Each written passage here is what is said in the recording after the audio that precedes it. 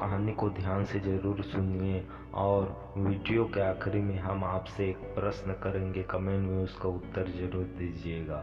चलिए कहानी शुरू करते हैं। काशी में प्रताप मुकुट नाम का राजा राज करता था। उसके वज्र मुकुट नाम का एक बेटा था। एक दिन राजकुमार दीवान के लड़के को साथ लेकर शिकार खेलने जंगल गया। घूमते घूमते उन्हें तालाब मिला। उसके पानी में कमल खिले थे और हंस किलोर कर रहे थे। किनारों पर घने पेड़ थे जिन पर पक्षी चहचहा रहे थे। दोनों मित्र वहां रुक गए और तालाब के पानी में मुंह धोकर ऊपर महादेव के मंदिर पर गए। घोड़ों को उन्होंने मंदिर के बाहर बांध दिया। वो मंदिर में दर्शन करके बाहर आए तो देखते क्या है कि तालाब के किनारे राजकुमारी अपनी सहेलियों के साथ स्नान करने आई है। दीवान का लड़का तो वहीं एक पेड़ के नीचे बैठा रहा, पर राजकुमार से ना रहा गया। वह आगे बढ़ गया। राजकुमारी ने उसकी ओर देखा तो वह उस पर मोहित हो गया। राजकुमारी भी उसकी तरफ देखती रही। फिर उसने किया क्या कि जोड़े में से कमल का फूल निकाला, कान से लगाया, दांत से कुतरा, पैर के नीचे दबाया और फिर छाती से लगा अपनी सखियों के साथ चली गई। उसके जाने पर राजकुमार निराश हो अपने मित्र के पास आया और सब हाल सुनाकर बोला, मैं इस राजकुमारी के बिना नहीं रह सकता, पर मुझे तो उसका नाम मालूम है न ठिकाना, वह कैसे मिलेगी।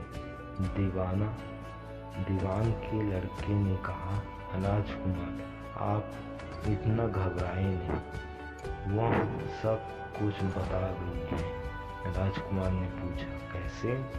वह बोला, उसने कमल का फूल सिर से उतार कर कानों से लगाया तो उसने बताया कि मैं कर्नाटक की रहने वाली हूँ। दांत से कुतरा तो उसका मतलब था कि मैं दंड बाट राजा की बेटी हूँ। पाँव से दबाने का अर्थ था कि मेरा नाम पद्मावती है। और छाती से लगाकर उसने बताया कि तुम मेरे दिल में बस गए हो। इतना सुनना था कि राजकुमार खुशी से फूल उठा। राजकुमार बोला, अब मुझे कर्नाटक देश में ले चलो। दोनों मित्र वहां से चल दिए। घूमते फिरते सैर करते दोनों कई दिन बाद वहां पहुंचे। राजा के महल के पास गए तो एक बुढ़िया अपने द्वार पर बैठी चरखा काटती मिली।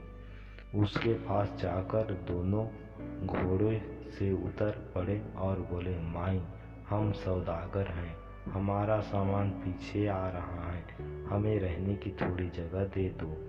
उनकी शक्ल सूरत देखकर और बात सुनकर बुढ़िया के मन में ममता उमड़ आई। बोली, बेटा तुम्हारा घर है, जब तक जी हो रहो। दोनों वहीं ठहर गए। दीवान के बेटे ने उनसे पूछा, माई तुम क्या करती हो? तुम्हारे घर में कौन कौन है? तुम्हारी गुजर कैसे होती है? बुढ़िया ने जवाब दिया, बेटा मेरा एक बेटा है जो राजा की चाकरी में है। मैं राजा की बेटी पद्मावती की धाई थी। बूढ़ी हो जाने से अब घर में रहती हूँ। राजा खाने पीने को देता है। दिन में एक बार राजकुमारी को देखने महल जाती हूँ। राजकुमार ने बुढ़िया को कुछ धन दिया और कहा, माई कल तुम वहाँ जाओ तो राजकुमारी से कह देना कि जेठ सुदी पंचमी को तुम्हें तालाब पर जो राजकुमार मिला था वह आ गया है। अगले दिन जब बुढ़िया राजमहल गई तो उसने राजकुमार का संदेशा उसे दे दिया और सुनते ही राजकुमारी ने गुस्सा होकर हाथों में चंदन लगाकर उसके गाल पर तमाचा मारा और कहा, मेरे घर से निकल जा। बुढ़िया ने घर आकर सब हाल राजकुमार को कह सुनाया। राजकुमार हक्का बक्का रह गया। तब उसके मित्र ने कहा, राजकुमार आप घबराए नहीं, उसकी बातें को समझिए। उसने 10 उंगलियां सफ़ेद चंदन में मारी। इससे उसका मतलब यह है कि अभी 10 रोज चांदनी के हैं। उनके बीतने पर मैं अंधेरी रात में मिलूंगी। 10 दिन बाद बुढ़िया ने फिर राजकुमारी को खबर दी तो इस बार उसने केसर के रंग में 3 उंगलियां डुबोकर उनके मुंह पर मारी और कहा, भाग यहाँ से। बुढ़िया ने आकर सारी बात सुना दी। राजकुमार शोक से व्याकुल हो गया। दीवान के लड़के ने समझाया, इसमें हैरान होने की क्या बात है। उसने कहा है कि मुझे मानसिक धर्म हो रहा है। 3 दिन और ठहरो। 3 दिन बीतने पर बुढ़िया फिर वहां पहुंची। इस बार राजकुमारी ने उसे फटकार कर पश्चिम की खिड़की से बाहर निकाल दिया। उसने आकर राजकुमार को बता दिया। सुनकर दीवान का लड़का बोला, मित्र, उसने आज रात तुम्हें उस खिड़की की राह बुलाया है। खुशी के मारे राजकुमार उछल पड़ा। समय आने पर उसने बुढ़िया की पोशाक पहनी, इत्र लगाया, हथियार बांधे। दोपहर रात बीतने पर वह महल जा पहुंचा और खिड़की में से होकर अंदर पहुंच गया। राजकुमारी वहां तैयार खड़ी थी। वह उसे भीतर ले गई। अंदर के हाल देखकर राजकुमार की आंखें खुल गई। एक से बढ़कर एक चीजें थी। रात भर राजकुमार राजकुमारी के साथ रहा। जैसे ही दिन निकलने को आया कि राजकुमारी ने राजकुमार को छिपा दिया और रात होने पर फिर बाहर निकाल दिया। इस तरह कई दिन बीत गए। अचानक एक दिन राजकुमार को अपने मित्र की याद आई। उसे चिंता हुई कि पता नहीं उसका क्या हुआ होगा। उदास देखकर राजकुमारी ने कारण पूछा तो उसने बता दिया। राजकुमार बोला, वह मेरा बड़ा प्यारा दोस्त है और बड़ा चतुर है। उसकी होशियारी से ही तुम मुझे मिल पाई। राजकुमारी ने कहा, मैं उसके लिए बढ़िया बढ़िया भोजन बनवाती हूँ। तुम उसे खिलाकर तसल्ली देकर लौट आना।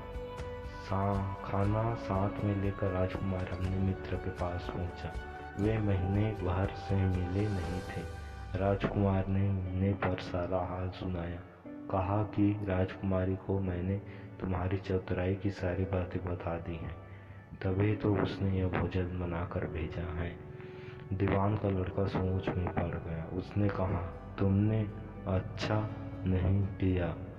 राजकुमारी समझ गई कि जब तक मैं हूँ वह तुम्हें अपने बस में नहीं रख सकते, इसलिए उसने इस खाने में जहर मिलाकर भेजा है।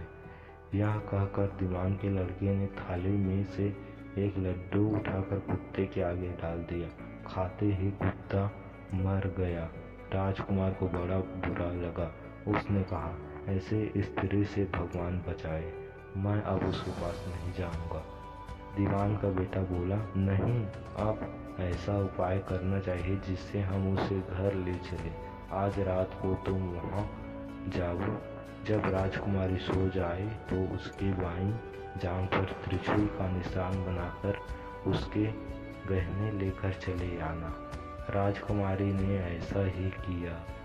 उसके आने पर दीवान का बेटा उसके साथ ले योगी का भेष बनाकर मरघट में जा बैठा और राजकुमार से कहा कि तुम एक गहने लेकर बाजार में बेच आओ।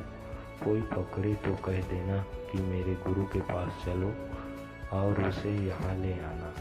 राजकुमार गहने लेकर शहर गया और महल के पास एक सुनार को उन्हें दिखाया।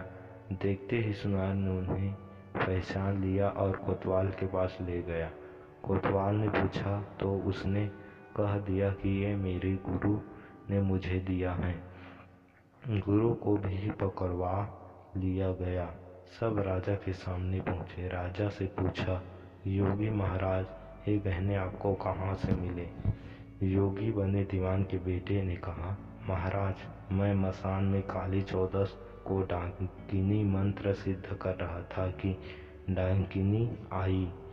मैंने उसके गहने उतार लिए और उसकी बाईं जांघ में त्रिशूल का निशान बना दिया। इतना सुनकर राजा महल में गया और उसने रानी को कहा कि पद्मावती की बाईं जांघ पर देखो कि त्रिशूल का निशान तो नहीं है। रानी देखा तो था। राजा को बड़ा दुख हुआ। बाहर आकर वह योगी को एक और ले जाकर बोला, महाराज, धर्मशास्त्र में खोटी स्त्रियों के लिए क्या दंड है? योगी ने जवाब दिया, राजन, ब्राह्मण, गौ, स्त्री, लड़का और अपने आश्रय में रहने वाले से कोई खोटा काम हो जाए तो उसे देश निकाला दे देना चाहिए। यह सुनकर राजा ने पद्मावती को डोली में बिठाकर जंगल में छुड़वा दिया। राजकुमार और दीवान का बेटा तो ताक में बैठे ही थे। राजकुमारी को अकेली भागकर साथ लेकर अपने नगर लौट आए और आनंद से रहने लगे। तो दोस्तों, आपने कहानी तो ध्यान से सुनी हुई होगी। इस कहानी से यह प्रश्न है कि बताओ कि पाप किसको लगा? उत्तर जरूर कमेंट बॉक्स में करें और ऐसी ही दिमाग वाली एवं ज्ञानवर्धक कहानी देखने के लिए हमारे YouTube चैनल ज्ञान की कहानी को जरूर सब्सक्राइब करें। धन्यवाद।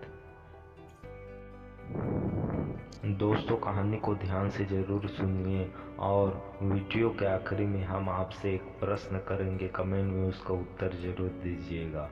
चलिए कहानी शुरू करते हैं।